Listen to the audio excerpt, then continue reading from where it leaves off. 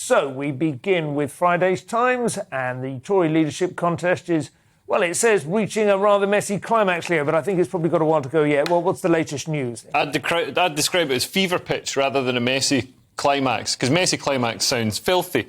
Not something you find in the Conservative Party. So Attorney General Suella Braverman has been knocked out of the contest to become the Tory leader after coming last in the second round of voting by Conservative MPs. And she's come out in support of Liz Truss, which apparently surprised and disappointed Kemi Badenoch, who's another leadership rival, who was disappointed. Obviously, at this point, people are angling for perhaps future cabinet positions, or going for who they think is going to win.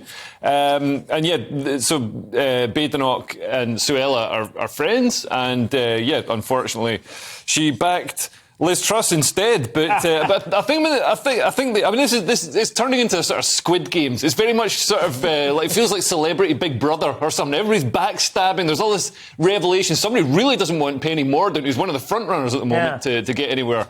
Do you feel that that's legitimate, or do you think it's you're whipping that up a little bit? Do you think the Tories are actually fairly comfortable with it? You would say that? I think it's a bit of whipping up going on. Yeah. I mean, Suella Braverman's been voted off, and the search for Sir Alan's Tory party PM continues. And I really want these guys to have the same sort of because they're so backstabbing as well. It's just like The Apprentices, Yes. But they actually had better lines. I mean, I sort of got one. Guess who this might be? I'm going to throw Boris under the bus. I'm going to throw Rishi over the bus, then get on the bus as my dad drives the bus. Who's that? That was Sajid Javid. Sajid Javid, yeah. The original quote was from Apprentice. Yes, I'm kind of the Apprentice quote. The thing is interesting. I mean, Braverman, I can't help pronouncing it because it's like Braver Man than I. And I'm sorry, I can't see these names without seeing that. But she was like a really surprise entrant anyway, wasn't she? We haven't really got down into the meat of it yet. We're still taking off flakes of dry, Yeah, she was the first one to announce that she was running. Yeah. Boris, was still.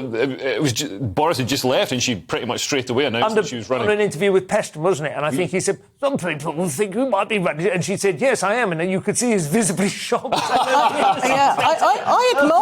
admire her and Kemi as well. Yeah. Because I think, actually, before initially I'd said, I don't know, they're a bit inexperienced. But actually, all the others, they've all got back marks against them. And I think maybe that fresh blood, and it is just an apprentice position, really, when you think about it. So they're not going to be for long. So I think they could. I think it could be for 15 years. I don't think so. But I think it would. We could do with that right now. That energy. But I think it's a two-man race. I don't know about you, Leo. I think it's between Rishi, who they groomed until he let Boris down and all the dirt came out on him.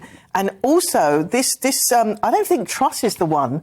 I think Truss let us down when she did not talk like Putin down like she should have done. So I can't trust her to lead the country. And I think it is going to be a two-man race. Mordaunt then? Yeah. Because I agree with you. Kemi Badenoch has been terrific, but it would be surprising if somebody came from outside of the cabinet. She's very, very capable, and she's saying the things the Tories like to hear. But I think she's probably aiming for, the truck. But I think, the Conservatives right now should be thinking about how they're going to win the next election, because it's only a couple of years away, so it's serious, and they need to maintain their position in the red wall. They need to have a candidate who can beat Labour. So, I think Rishi would be, very difficult up against Labour, whereas Kemi Badenoch would be much better. And also, that's going to galvanise the sort of Conservative vote with, core Conservative issues on free speech, free markets. So Kemi I met her on Monday, and she was absolutely fantastic. Yeah. Listen, a lot of people have said she would be the nightmare candidate from Keir Starmer's point of view. Well, I'd like Kemi to be in Labour. I would like her. She's a lot more dynamic. That's the kind of people that we should be attracting in Labour. Well, that sounds ridiculous, but it's not really, because she's mainly a social conservative of the kind that, Labour have lost. Essentially, it's not clear cut right and left, as we know.